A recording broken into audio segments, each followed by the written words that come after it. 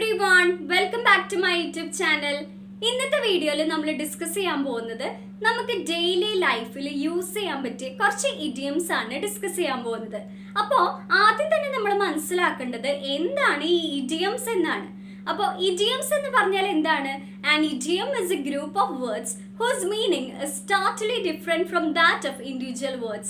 അതായത് ഇവിടെ ഞാനിപ്പോൾ എന്താ പറഞ്ഞത്, ഇഡിയം എന്ന് പറയുന്നത് ഒരു ഗ്രൂപ്പ് ഓഫ് വേർഡ്സ് ആണ്, അതായത് വാക്കുകളുടെ ഒരു ഗ്രൂപ്പാണ്.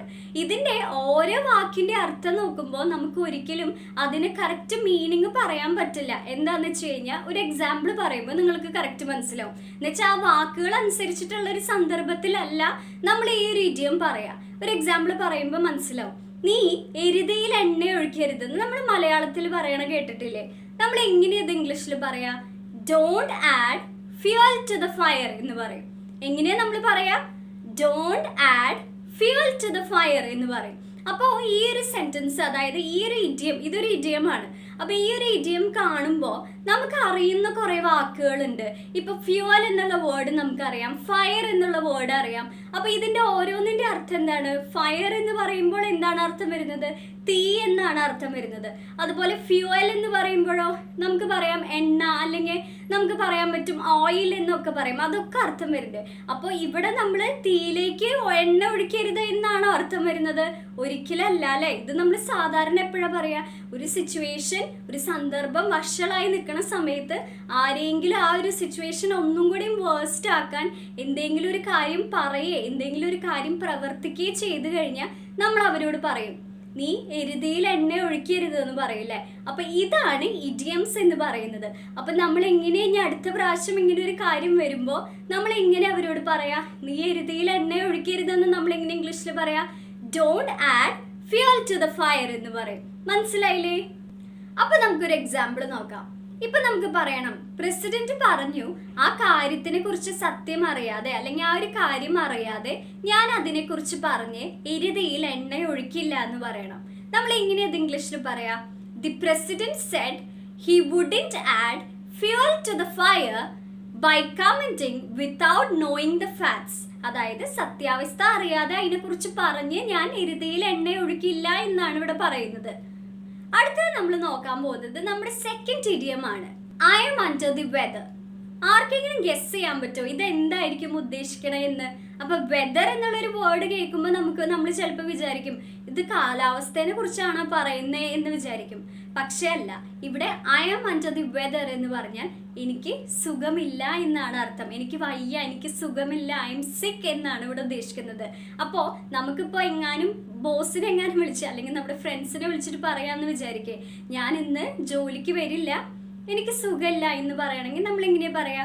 I won't come to the office today, I am under the weather എന്ന് പറയും. അതായത് എനിക്ക് തീരെ സുഖമില്ല എന്നാണ് അർത്ഥം. അപ്പം നിങ്ങൾക്കും അങ്ങനെ ഒരു സിറ്റുവേഷൻ വരുമ്പോൾ ആരെങ്കിലും വിളിച്ച് സംസാരിക്കുക, അല്ലെങ്കിൽ നിങ്ങളുടെ ഫ്രണ്ട്സിനോട് പറയുമ്പോൾ നിങ്ങൾക്ക് ഇനി സുഖമില്ല, എനിക്ക് വയ്യ എന്ന് പറയാൻ നമ്മൾ എങ്ങനെ ഇംഗ്ലീഷിൽ പറയാം? I am under the weather എന്ന് പറഞ്ഞാൽ അത് നമ്മുടെ ഇംഗ്ലീഷ് ലാംഗ്വേജിനെ ഒന്നും കൂടി ഭംഗിയാക്കും. നമ്മൾ സാധാ പോലെ പറയാം എങ്ങനെയാ? ഐ എം സിക്ക്, ഐ എം ടയർഡ്, എനിക്ക് വയ്യ എന്നൊക്കെ നമ്മൾ പറയും അല്ലേ. പക്ഷേ ഈ ഇഡിയംസ് യൂസ് ചെയ്യുമ്പോൾ നമുക്ക് ഇംഗ്ലീഷ് ലാംഗ്വേജ് ഒന്നും കൂടി ഭംഗിയായിട്ട് സംസാരിക്കാൻ പറ്റും. മനസ്സിലായില്ലേ? അടുത്ത നമ്മൾ പറയാൻ പോകുന്ന idiom it's on the house എന്നാണ്.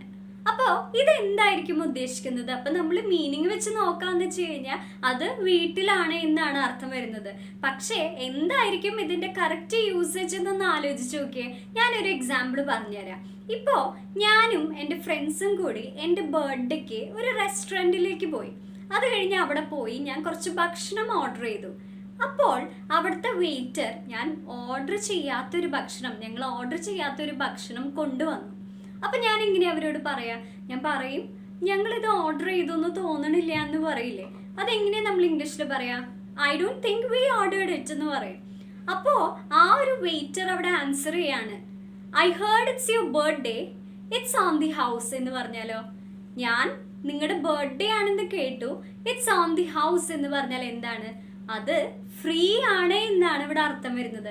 അപ്പൊ നമ്മൾ സാധാരണ നമുക്ക് പല സമയത്തും അത് ഫ്രീ ആണ് എന്നൊക്കെ പറയേണ്ട ആവശ്യം വരില്ലേ? അപ്പൊ അതിന് പകരം നിങ്ങൾ ഇങ്ങനെയൊന്ന് പറഞ്ഞു നോക്കാം, ഇറ്റ്സ് ഓൺ ദി ഹൗസ് എന്ന് പറഞ്ഞു നോക്കാം. അതായത് അത് ഫ്രീ ആണ്, സൗജന്യമായിട്ട് നിങ്ങൾക്കുള്ളതാണ് എന്നാണ് ഇവിടെ ഉദ്ദേശിക്കുന്നത്. അടുത്ത നമ്മൾ ഡിസ്കസ് ചെയ്യാൻ പോകുന്ന ഇഡിയം എ സ്വീറ്റ് ടൂത്ത് എന്നുള്ളൊരു ഇഡിയമാണ്. അതായത് ഇപ്പൊ ഞാനൊരു സെന്റൻസ് പറയാന്ന് വിചാരിക്കേ, he has a sweet tooth. ഇതിന്റെ അർത്ഥം എന്തായിരിക്കും? അപ്പൊ ഇവിടെ സ്വീറ്റ് എന്ന് കേട്ടു, ടൂത്ത് എന്നൊക്കെ നമ്മൾ കേട്ടു. അപ്പൊ എന്തായിരിക്കും അർത്ഥം വരുന്നത്? അവന് പഞ്ചാരപ്പല്ലുണ്ട് എന്നാണ് അർത്ഥം വരുന്നത്? അല്ല അല്ലെ, ഇവിടെ അർത്ഥം വരുന്നത് അവന് മധുരമായ ഭക്ഷണങ്ങൾ, അതായത് മധുര പലഹാരങ്ങൾ കഴിക്കാൻ അവന് വളരെ ഇഷ്ടമാണ് എന്നാണ് ഇവിടെ അർത്ഥം വരുന്നത്. ഇപ്പൊ എനിക്ക് പറയണം, എനിക്ക് മധുര പലഹാരങ്ങൾ വളരെ ഇഷ്ടമാണ്, എനിക്ക് കുക്കീസ് വേണ്ടാന്നിരിക്കാൻ പറ്റില്ല എന്ന് പറയണം. ഞാൻ എങ്ങനെയാ അത് ഇംഗ്ലീഷിൽ പറയാ? I have a sweet tooth. I can't say no to cookies. അതായത് എനിക്ക് കുക്കീസ് വേണ്ടാതിരിക്കാൻ പറ്റില്ല. കാരണം എന്തുകൊണ്ടാണ്? I have a sweet tooth. അതായത് എനിക്ക് മധുര പലഹാരങ്ങൾ വളരെ ഇഷ്ടമാണെന്ന്. അപ്പം നമ്മുടെ ഇടയിലും ഈ വീഡിയോ കാണുന്ന പലവർക്കും മധുര പലഹാരങ്ങളൊക്കെ വളരെ ഇഷ്ടമുള്ളവരുണ്ട്. അപ്പം അങ്ങനെയുള്ളവരൊക്കെ കമൻറ്റ് ബോക്സിൽ ഒന്ന് മെൻഷൻ ചെയ്യാം. വേറൊരു example, she wants to know how to lose weight even though she has a sweet tooth. ഇവിടെ എന്താ ഉദ്ദേശിക്കുന്നത്? അവൾക്ക് മധുരം ഇഷ്ടമായിട്ടും അവൾക്ക് അറിയണം എങ്ങനെയാണ് അവൾ വെയിറ്റ് കുറയ്ക്കേണ്ടത് എന്ന് അറിയണം എന്നാണ് ഇവിടെ പറയുന്നത്. അപ്പോൾ ഇനി ഇങ്ങനെ ഒരു സന്ദർഭം വരുമ്പോൾ നിങ്ങൾക്ക് പറയണം എനിക്ക് മധുരം ഇഷ്ടമാണ് എന്ന് പറയാൻ നിങ്ങൾ എങ്ങനെയാ പറയാ? I have A sweet tooth എന്ന് പറയാം. അടുത്ത നമ്മൾ പറയാൻ പോകുന്നത്, ഇപ്പൊ നമ്മളോട് ആരെങ്കിലും പറയാന്ന് വിചാരിക്കേ, I just have got too much on my plate എന്ന് പറഞ്ഞാൽ എന്താണ് അർത്ഥം വരുന്നത്? അപ്പൊ നമുക്ക് ചിലപ്പോൾ ഓരോ വാക്കും അനുസരിച്ച് നമ്മൾ മീനിങ് നോക്കുമ്പോൾ നമുക്ക് ചിലപ്പോൾ തോന്നും എൻ്റെ പ്ലേറ്റിൽ കുറെ ഭക്ഷണമുണ്ട് എന്നാണോ ഇനി പറഞ്ഞത് എന്ന് തോന്നും. പക്ഷെ അല്ല, I just have got too much on my plate എന്ന് പറഞ്ഞാൽ എനിക്ക് ചെയ്തു തീർക്കാൻ കുറെ കാര്യങ്ങളുണ്ട്, അതായത് എനിക്ക് കംപ്ലീറ്റ് ചെയ്യാൻ കുറെ വർക്ക് ഉണ്ട് എന്നാണ് ഇവിടെ ഉദ്ദേശിക്കുന്നത്. അല്ലെങ്കിൽ ഒരു ബിസി ആണ് എന്ന് പറയാനും നമുക്ക് ഈ ഒരു ഇഡിയം യൂസ് ചെയ്യാം. അപ്പൊ ഒരു എക്സാമ്പിൾ പറഞ്ഞാൽ, ഇപ്പൊ എൻ്റെ ഒരു ഫ്രണ്ട് എൻ്റെ അടുത്ത് വന്ന് ചോദിക്കാന്ന് വിചാരിക്കേ, എന്നെ ഈ റെസ്യൂമേ എന്നും എഴുതാൻ സഹായിക്കുമോ? എനിക്കൊരു ജോലി വേണം എന്ന് പറയാന്ന് വിചാരിക്കേ, അതെങ്ങനെ ഇംഗ്ലീഷിൽ പറയാം? Could you please help me to write this resume? I need a job എന്ന് പറയും.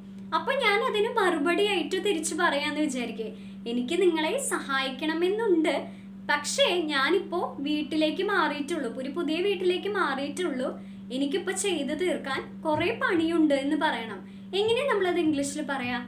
I would like to help you but I just move to a new house. I have got too much on my plate right now എന്ന് പറയാം. അതായത് എനിക്ക് നിങ്ങളെ സഹായിക്കണമെന്നുണ്ട്, പക്ഷെ ഞാൻ എൻ്റെ പുതിയ വീട്ടിലേക്ക് മാറിയിട്ടുള്ളൂ, എനിക്ക് കുറെ പണിയുണ്ട് ചെയ്ത് തീർക്കാൻ, ഇപ്പോൾ ചെയ്ത് തീർക്കാൻ കുറെ പണിയുണ്ട് എന്നാണ് ഇവിടെ അർത്ഥം വരുന്നത്. അപ്പൊ നിങ്ങളോട് ആരെങ്കിലും ഇതുപോലെ എന്തെങ്കിലും പണി ചെയ്ത് തരുമോ എന്നൊക്കെ ചോദിച്ചു കഴിഞ്ഞാൽ നിങ്ങൾക്ക് പറ്റാത്തൊരു സന്ദർഭമാണെങ്കിൽ, ഒരു എക്സാമ്പിൾ പറഞ്ഞാൽ, നിങ്ങൾക്കിപ്പോൾ വർക്ക് ഫ്രം ഹോം, വീട്ടിൽ നിന്ന് ചെയ്യാൻ കുറെ വർക്ക് ഉണ്ട്, ആ സമയത്ത് നമ്മുടെ ഒരു ഫ്രണ്ട് വിളിച്ച് ചോദിക്കുകയാണ് നമുക്കൊരു സിനിമയ്ക്ക് പോയാലോ എന്ന് ചോദിക്കാന്ന് വിചാരിക്കേ. അപ്പൊ നിങ്ങൾ പറയണം, എന്താണ് നിങ്ങൾ പറയാ? എനിക്ക് വരാൻ പറ്റില്ല, കാരണം എനിക്ക് കുറെ വർക്ക് കംപ്ലീറ്റ് ചെയ്യാനുണ്ടെന്ന് പറയില്ലേ? അപ്പൊ അതിന് പകരം നിങ്ങൾക്ക് എന്താ പറയാൻ പറ്റുക? I can't come now, I have too much on my plate എന്ന് പറയാം. മനസ്സിലായില്ലേ? ഇപ്പൊ ആരെങ്കിലും നമ്മളോട് പറയാന്ന് വിചാരിക്കേ, മൈ ബ്ലഡ് ഇസ് ബോയിലിംഗ് എന്ന് പറയാന്ന് വിചാരിക്കേ, അതിന്റെ അർത്ഥം എന്താണ്? അപ്പൊ പലവർക്കും മനസ്സിലായിട്ടുണ്ടാവും എന്താ അർത്ഥം. നമ്മൾ മലയാളത്തിൽ പറയില്ലേ, എന്റെ ചോര തിളയ്ക്കുന്നു എന്ന് പറയില്ലേ? അപ്പൊ അങ്ങനെ ഒരു സിറ്റുവേഷനിലാണ് നമ്മൾ ഈ ഒരു സെന്റൻസ് പറയാം, മൈ ബ്ലഡ് ഇസ് ബോയിലിംഗ് എന്ന് പറയാം. അതായത് ഇവിടെ എന്താ അർത്ഥം വരുന്നത്? എനിക്ക് വളരെയധികം ദേഷ്യം വരുന്നത്, നമ്മൾ അത്രയും ദേഷ്യം വന്നിരിക്കുന്ന സമയത്ത്, നമ്മൾ ചൂടായി നിൽക്കുന്ന സമയത്ത് നമ്മൾ പറയും എന്റെ ചോര തിളയ്ക്കുന്നു എന്ന് പറയില്ലേ? അപ്പൊ അങ്ങനെ ഒരു സിറ്റുവേഷനിലാണ് നമ്മൾ മൈ ബ്ലഡ് ഇസ് ബോയിലിംഗ് എന്ന് പറയാം. ഒരു എക്സാമ്പിൾ പറയാം, അവൻ അങ്ങനെ സംസാരിക്കുമ്പോൾ എൻ്റെ ചോര തിളയ്ക്കുന്നു. എങ്ങനെ നമ്മളത് പറയാം? It makes my blood boil when he talks like that. അതുപോലെ തന്നെ when I hear stories of cruelty to animals it makes my blood boil എന്ന് പറഞ്ഞാൽ എന്താ? എനിക്ക് മൃഗങ്ങളോട് ചെയ്യുന്ന ക്രൂരതയുടെ കഥ കേൾക്കുമ്പോൾ എൻ്റെ ചോര തിളയ്ക്കുന്നു എന്നാണ് ഇവിടെ ഉദ്ദേശിക്കുന്നത്. അപ്പൊ നമുക്ക് ഇങ്ങനെ ദേഷ്യമായിരിക്കുന്ന സമയത്ത് നമുക്ക് ഇങ്ങനെ പറയാം, മൈ ബ്ലഡ് ഇസ് ബോയിലിംഗ് എന്ന് പറയാം. ഓക്കെ, അപ്പൊ ഞാൻ എനിക്കറിയുന്ന കുറച്ച് ഇഡിയംസ് ആണ് നിങ്ങൾക്ക് പറഞ്ഞു തരുന്നത്. അപ്പൊ നിങ്ങളും ഈ സെന്റൻസുകൾ, ഈ ഇഡിയംസ് ഒക്കെ പലപ്പോഴും യൂസ് ചെയ്യാൻ നോക്കാം. അടുത്ത നമ്മൾ പറയാൻ പോകുന്നത് കൗച്ച് പൊട്ടേറ്റോ എന്നുള്ളൊരു ഇഡിയമാണ്. അതായത് ഈ കൗച്ച് പൊട്ടേറ്റോ എന്നൊരാളെ വിളിക്കണമെങ്കിൽ അയാൾ എങ്ങനെയുള്ള ആളായിരിക്കണം? അയാൾ 24/7 24 മണിക്കൂറും ടി വി കണ്ട്, മിക്ക സമയം ടി വി കണ്ട് ഇനാക്റ്റീവായിട്ട്, അതായത് വേറൊരു ആക്ടിവിറ്റിയിൽ ഇൻവോൾവ് ചെയ്യാതെ അല്ലെങ്കിൽ പുറത്തേക്ക് പോവോ ഒന്നും ചെയ്യാതെ 24 മണിക്കൂറും ടി വി കണ്ട് ഇങ്ങനെ ഇരിക്കുന്ന ഒരാളെയാണ് നമ്മൾ കൗച്ച് പൊട്ടേറ്റോ എന്ന് പറയാം. അപ്പൊ അങ്ങനെ ഒരാൾ നമ്മുടെ വീട്ടിലുണ്ടെങ്കിൽ നമ്മൾ പറയും, എണീറ്റ് എന്തെങ്കിലും ചെയ്യേ, don't be A couch potato എന്ന് പറയും. അപ്പൊ നമ്മളിങ്ങനെ പറയാം, get up and do something, don't be A couch potato. അതായത് ഇങ്ങനെ ഇനാക്റ്റീവ് ആയിട്ട് ഒന്നും ചെയ്യാതെ ഇങ്ങനെ ഇരിക്കല്ലേ, എന്തെങ്കിലുമൊക്കെ ചെയ്യേ എന്ന് പറയില്ലേ. അപ്പൊ അങ്ങനെ ഒരാളെ നമുക്ക് കൗച്ച് പൊട്ടേറ്റോ എന്ന് വിളിക്കാം. ഇപ്പൊ നമ്മളോട് ആരെങ്കിലും പറയാന്ന് വിചാരിക്കേ, I'm having time of my life എന്ന് പറഞ്ഞാൽ അതിന്റെ അർത്ഥം അവർ ആ ജീവിതം, അതായത് ആ സമയം അവർ അതുപോലെ എൻജോയ് ചെയ്തുകൊണ്ടിരിക്കുക എന്നാണ് അർത്ഥം വരുന്നത്.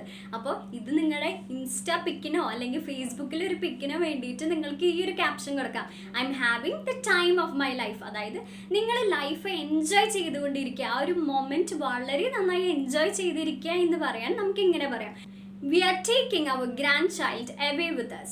We'll make sure that he has got the time of his life. അപ്പോൾ ഇവിടെ എന്താ ഉദ്ദേശിക്കുന്നത്? ഇവിടെ പറയാണ്, ഞങ്ങളുടെ പേരക്കുട്ടീനെ കൊണ്ടുപോവുകയാണ്, ഞങ്ങളൊരു കാര്യം ഉറപ്പ് തരാം, അവൻ്റെ ജീവിതത്തിലെ നല്ലൊരു ടൈം ഓഫ് ഹിസ് ലൈഫ് എന്ന് പറഞ്ഞാൽ എന്താ, അവൻ്റെ ജീവിതത്തിലെ മറക്കാനാവാത്തൊരു സമയം ഞങ്ങൾ അവന് സമ്മാനിക്കാം എന്നുള്ള രീതിയിലാണ് ഇവിടെ ഇങ്ങനെ പറയുന്നത്. മനസ്സിലായില്ലേ? അടുത്ത നമ്മൾ പറയുന്ന ഒരു കാര്യമാണ് എ പീസ് ഓഫ് കേക്ക് എന്നുള്ളത്. അതായത് നമുക്ക് എന്തെങ്കിലും ഒരു കാര്യം ചെയ്യാൻ എളുപ്പമാണെങ്കിൽ, അല്ലെങ്കിൽ നമുക്ക് പറയാം, ഇപ്പോൾ ഒരു എക്സാം കഴിഞ്ഞിട്ട് ഇപ്പം നമ്മളോട് ചോദിക്കാന്ന് വിചാരിക്കേ, എങ്ങനെ ഉണ്ടായിരുന്നു എക്സാം എന്ന് ചോദിച്ചാൽ, it was a piece of cake എന്ന് പറഞ്ഞാൽ അത് വളരെ എളുപ്പമായിരുന്നു എന്നാണ് ഇവിടെ അർത്ഥം വരുന്നത്.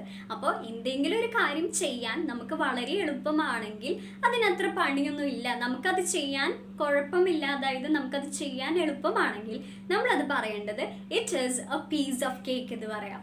മനസ്സിലായില്ലേ? Taking photos should be a piece of cake with my new camera I have got.